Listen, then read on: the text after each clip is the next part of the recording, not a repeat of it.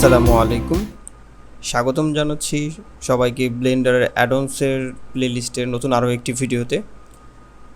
Last ভিডিওতে সম্ভবত আমরা ব্লেন্ডারের যে আর্কিমেশ টাইপের যে অ্যাডন্সটা আছে, যেটা দিয়ে আপনার আর্কিটেকচারাল রিলেটেড কাজ খুব সহজেই করা যায়, তো সেইটার অ্যাডন্স রিলেটেড আমরা কিছু বেসিক যেই অপারেটরগুলো আছে সেগুলো আমরা জাস্ট দেখার চেষ্টা করছি।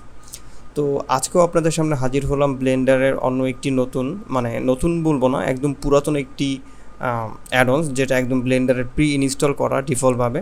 তো সেই অ্যাডন্সটারই আমরা আজকে একটু দেখার চেষ্টা করব। তার আগে বলে রাখি, আপনারা যদি এই চ্যানেলটিতে নতুন হয়ে থাকেন তাহলে অবশ্যই সাবস্ক্রাইব করে রাখতে পারেন, আর চাইলে বেল আইকনটি দিয়ে রাখতে পারেন।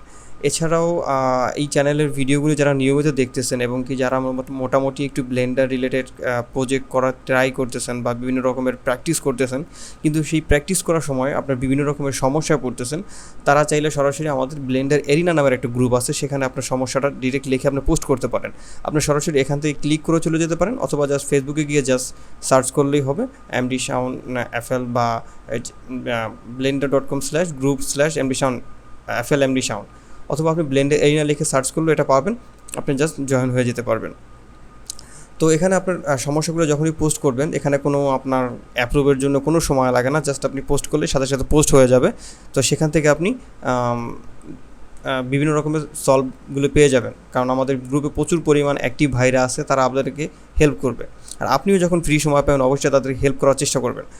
আর আরও একটা নিউজ, গতকালই ব্লেন্ডারের 3.2 ভার্সনটা রিলিজ হয়েছে।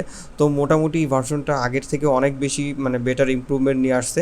তো আপনারা যারা সময় পান একটু দেখে নেবেন ব্লেন্ডারের ওয়েবসাইটে গিয়ে।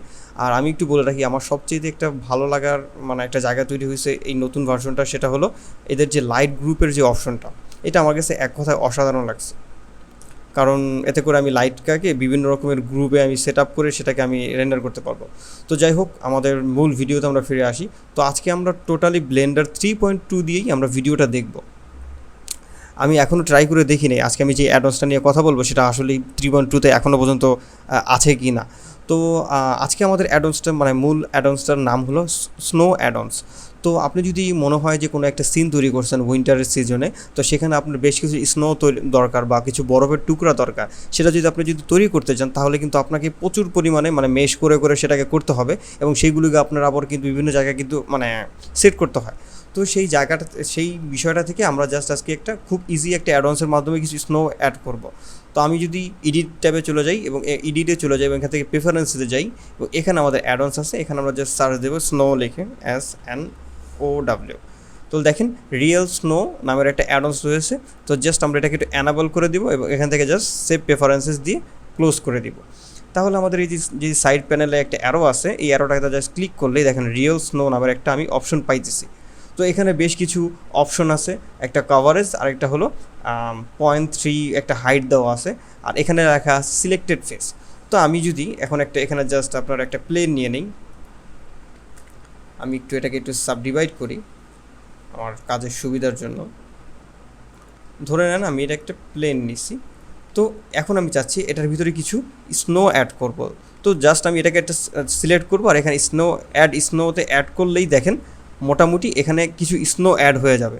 কিন্তু এটা এত পরিমাণে স্নো অ্যাড হয়েছে, 100% কাভারেজ দিয়ে ফেলছে, যে কারণে এটাকে ওরকম রিয়েলিস্টিক লাগতেছে না। তো আমরা আনডু করে জাস্ট এটাকে আমরা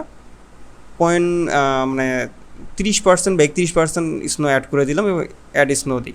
তাহলে দেখেন কিছু বরফের টুকরা এখানে অটোমেটিকলি অ্যাড হয়ে গেছে। আপনি যখন এটাকে রেন্ডার দিবেন দেখতে কিন্তু একটু ভালো লাগবে, বা মনে হবে যেন একটা আপনি স্নোই তৈরি করছেন। তো যেহেতু আমাদের এখন মোটামুটি কোনো রেন্ডারটা সেট আপ করা নাই, তো এই হলো স্নোর যে ব্যাপারটা। এরপরে আপনাদের যে সিলেক্টেড ফেজ আছে, এইটার ভিতরেও আপনি চাইলে স্নো করতে পারবেন। তো আপনি চাচ্ছেন না যে পুরো আপনার এই সারফেসটার ভিতরে আপনার এই যে স্নোগুলো অ্যাড হয়। তো আপনি চাইলে এখান থেকে জাস্ট কিছু ফেস সিলেক্ট করে দিয়ে সেই নির্দিষ্ট কিছু ফেসের উপরে আপনি চাইলে স্নোগুলো অ্যাড করতে পারবেন। যেমন আমি যদি এডিট ট্যাবে চলে যাই এবং এখানে যে ফেস সিলেকশন মোড আছে, আমি যাচ্ছি এখান থেকে কয়েকটা ফেস, এখান থেকে কয়েকটা ফেস, এখান থেকে কয়েকটা ফেস, আর এখান থেকে কয়েকটা ফেস আমি জাস্ট সিলেক্ট করব।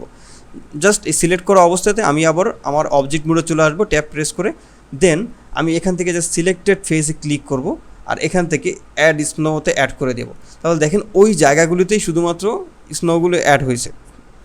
তো আমি জাস্ট আবার যদি ব্যাগে চলে আসি, দেখেন আমাদের হাইট নামের একটা অপশন আছে, আমি জাস্ট একটু হাইটটা বাড়িয়ে দিই অল্প একটু, আবার স্নোগুলি অ্যাড করি। তাহলে দেখেন আমার স্নোগুলি একটু বড় সাইজের বা একটু বড় আকৃতির হলো।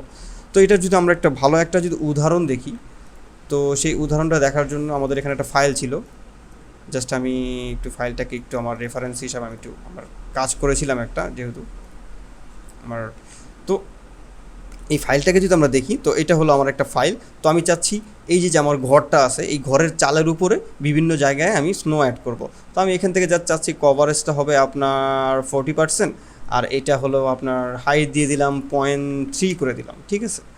দেন আমি চাচ্ছি এই চালটা যে আছে, চালটার ভিতরে কিছু ফেজ আমি সিলেক্ট করে দিব। তো আমি জাস্ট এডিটে মানে ট্যাব প্রেস করে এডিট মোডে চলে গেলাম এবং এখান থেকে ফেজ সিলেকশন মোডে গেলাম, এবং আমি এখান থেকে এখানে একটু সিলেক্ট করলাম, এখানে একটু সিলেক্ট করলাম, এখানে শিফট প্রেস করে আমি বিভিন্ন অংশগুলিতে জাস্ট সিলেক্ট করলাম, যাতে করে মনে হয় আমি কিছু স্নো এখানে আর কি অ্যাড করছি। দেন আমি আবার ব্যাক দিয়ে চলে আসব এবং আমি সিলেক্টেড ফেজে ক্লিক করে জাস্ট স্নোতে অ্যাড করব। তাহলে দেখেন আমার মনে হইতেছে ঘরের চালের উপরে কিছু স্নো পড়ছে। আমি চাইলে এটাকে সিলেক্টেড ফেস তুলে ডিরেক্ট দিয়েও দেখতে পারি। আমি যদি সিলেক্টেড ফেসটা তুলে দিই এবং আমি এখান থেকে চাচ্ছি 50% বা 30%-এর মতো পুরো আমার যে সারফেসটা আছে সেখানে কাভার হয়ে যাবে, স্নো অ্যাড করে দিলাম। এবার দেখেন ওর নির্দিষ্ট মতো করে সেটার 30% এরিয়া সে কাভার দিয়ে ফেলছে। ঠিক সেমভাবে আমি এটার জন্য চাচ্ছি স্নো দিতে, এটাকে একটু কাভারেজ কম দিয়ে দিই।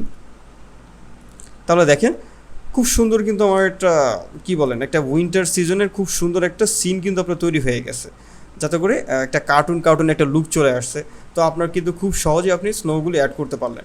ঠিক সেমভাবে আপনাকে যে শুধুমাত্র চালাই অ্যাড করতে পারবেন এরকমটা না, আমি যাচ্ছি আমার এই যে সাইডের ডান্টাটা আছে সেখানেও আমি স্নো অ্যাড করব। তো সেটার জন্য আমি জাস্ট কিছু স্নো অ্যাড করে দিলাম, যদিও এটা আমার অ্যাড হয়েছে কিনা আমি দেখতে পারতেছি না। আচ্ছা, কোনো কারণে আমাদের এখানে একটু মানে আমাদের ফেসগত কিছু ঝামেলা আছে সম্ভবত। হ্যাঁ, আমি এখানে কিছু লুপ কাট দিই, তাহলে আমাদের স্নোগুলি এখানে বেশি ভিজিবল হবে। আচ্ছা, আমাদের এই পাশ দিয়ে তৈরি হইতেছে, কোনো কারণে এটা মিরর করার কারণে একটু ঝামেলা করতেছে। তো যাই হোক, আপনারা এই বিষয়টা আর কি বুঝতে পারছেন আসলে কীভাবে আমাদের স্নোগুলো অ্যাড করব। এভাবে আপনি খুব সুন্দর স্নো অ্যাড করে আপনার সিনটাকে আরও সুন্দর করে তুলতে পারেন ব্লেন্ডারের একটা ফ্রি অ্যাডন্সের সাহায্যে। এটাকে একটু অন্ধকার করে দিই, তাহলে একটু মনে হয় দেখতে ভালো লাগবে। আর এটাকে একটা ম্যাটেরিয়াল দিয়ে দিই একটু এরকম টাইপের।